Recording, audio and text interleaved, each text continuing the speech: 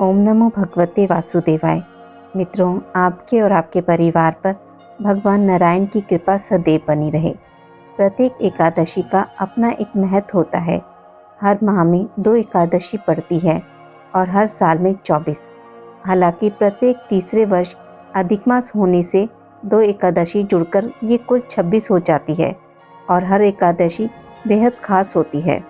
एक एकादशी तिथि शुक्ल पक्ष में आती है और दूसरी कृष्ण पक्ष में आती है। शास्त्रों में इस दिन को पुण्यदायी माना गया है। कहा जाता है कि इस दिन व्रत रखने से जीवन के कई संकट टल जाते हैं और कई परेशानियों से निजात मिलती है। अगर आज आप दान और पुण्य करते हैं तो आपको जीवन में कभी आर्थिक रूप से परेशान नहीं होना पड़ता है। हर वर्ष पौष माह में कृष्ण पक्ष की एकादशी तिथि को सफला एकादशी के रूप में मनाया जाता है। सफला एकादशी तो अपने नाम के अनुसार ही है। भक्तों के सभी कार्यों को सफल एवं पूर्ण करने वाली है।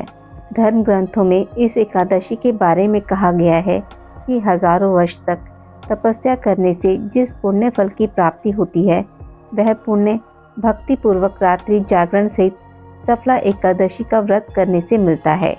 इस दिन मंदिर एवं तुलसी जी के नीचे दीपदान करने का भी बहुत महत्व बताया गया है। ग्रंथों में सफला एकादशी एक ऐसे दिन के रूप में वर्णित है जिस दिन व्रत से प्राणी के सारे दुख समाप्त होते हैं और भाग्य खुल जाता है। इस एकादशी का व्रत रखने से मनुष्य की समस्त मनोकामनाएं पूरी होती हैं। साधक को इस दिन व्रत रखकर भगवान विष्णु की मूर्ति को ओम नमो भगवते वासुदेवाय मंत्र का उच्चारण करते हुए पंचामृत से स्नान आदि कराकर वस्त्र, चंदन, जनेऊ, गंध, अक्षत, पुष्प, धूप, दीप, नैवेद्य, ऋतुफल, पान, नारियल आदि अर्पित करके कपूर से आरती उतारनी चाहिए। रात के समय जागरण करके यदि व्रत का पारण किया जाए तो यह बहुत ही उत्तम फलदायी माना जाता है। इस दिन विष्णु सहस्त्र नाम का पाठ करना बहुत ही लाभकारी रहता है। सफला एकादशी व्रत कथा। एक बार महाराज युधिष्ठिर ने पूछा, हे जनार्दन, पौष कृष्ण एकादशी का क्या नाम है? उस दिन कौन से देवता का पूजन किया जाता है और उसकी क्या विधि है? कृपया कर मुझे बताएं। भक्त वत्सल भगवान श्री कृष्ण कहने लगे कि हे धर्मराज, मैं तुम्हारे स्नेह के कारण तुमसे कहता हूँ कि एकादशी व्रत के अतिरिक्त मैं अधिक से अधिक दक्षिणा पाने वाले यज्ञ से भी प्रसन्न नहीं होता हूँ। अतः इसे अत्यंत भक्ति और श्रद्धा से युक्त होकर करें। हे राजन, द्वादशी युक्त पौष कृष्ण एकादशी का महात्म्य तुम एकाग्रचित होकर सुनो। इस एकादशी का नाम सफला एकादशी है। इस एकादशी के देवता श्री नारायण हैं। विधि पूर्वक इस व्रत को करना चाहिए। जिस प्रकार नागों में शेषनाग, पक्षियों में गरुड़, सब ग्रहों में चंद्रमा, यज्ञों में अश्वमेघ और देवता में भगवान विष्णु श्रेष्ठ हैं, उसी तरह सब व्रतों में एकादशी श्रेष्ठ है।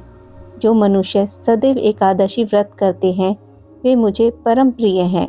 मेरी पूजा के लिए ऋतु के अनुकूल फल, नारियल, नींबू, नवेद आदि 16 वस्तुओं का संग्रह करें। इस सामग्री से मेरी पूजा करने के बाद रात्रि जागरण करें। इस एकादशी के व्रत के समान यज्ञ, तीर्थ, दान, तप तथा कोई दूसरा व्रत नहीं है। 5000 वर्ष तक तप करने से जो फल मिलता है उससे भी अधिक सफला एकादशी का व्रत करने से मिलता है।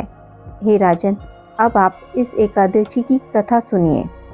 चंपावती नगरी में एक महिष्मान नाम का राजा राज्य करता था। उसके 4 पुत्र थे। उन सबसे डुम्भक नाम वाला बड़ा राजपुत्र महापापी था।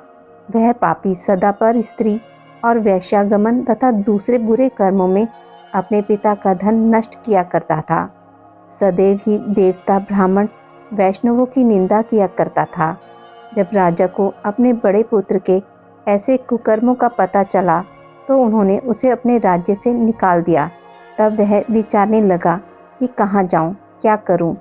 अंत में उसने चोरी करने का निश्चय किया।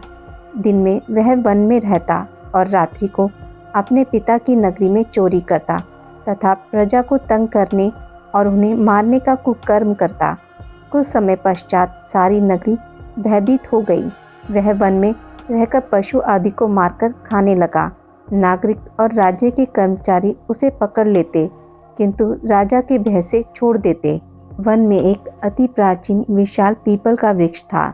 लोग उसकी भगवान के समान पूजा करते थे। उसी वृक्ष के नीचे वह महापापी लुम्बक रहता था। इस वन को लोग देवताओं की क्रीड़ा स्थली मानते थे। कुछ समय पश्चात पौष कृष्ण की दशमी के दिन वह वस्त्रहीन होने के कारण शीत के चलते सारी रात्रि सो नहीं सका। उसके हाथ पैर अकड़ गए। सूर्योदय होते होते वह मूर्छित हो गया। दूसरे दिन एकादशी को मध्या के समय सूर्य की गर्मी पाकर उसकी मूर्छा दूर हुई। गिरता पड़ता वह भोजन की तलाश में निकला। पशुओं को मारने में वह समर्थ नहीं था, अतः पेड़ों के नीचे गिरे हुए फल उठाकर वापस उसी पीपल के वृक्ष के नीचे आ गया। उस समय तक भगवान सूर्य अस्त हो चुके थे। वृक्ष के नीचे फल रखकर कहने लगा, हे भगवान, अब आपको ही अर्पण है यह फल, आप ही तृप्त हो जाइए। उस रात्रि को दुख के कारण रात्रि को भी नींद नहीं आई। उसके इस उपवास और जागरण से भगवान अत्यंत प्रसन्न हो गए और उसके सारे पाप नष्ट हो गए। दूसरे दिन प्रातः एक अति सुंदर घोड़ा अनेक सुंदर वस्तुओं से सजा हुआ उसके सामने आकर खड़ा हो गया। उसी समय आकाशवाणी हुई कि हे राजपुत्र, श्री नारायण की कृपा से तेरे पाप नष्ट हो गए हैं।